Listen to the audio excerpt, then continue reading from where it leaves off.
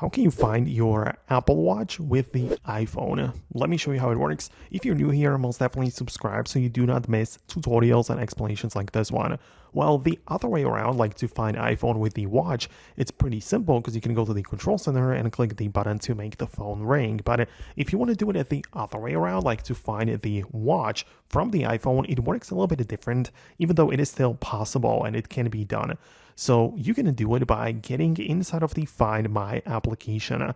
So this is what it looks like. You need to tap on the devices there, and from the list of your devices, you should be able to find the Apple Watch as well, right? So of course, if it hasn't been charged for a very long time, it's possible that it's not going to show here, but most likely it will be. And when you click on it and make it full screen, there is going to be the button to play sound. So it will emit like noise, or it will play some sort of like alert sound to make it easier for you to find it.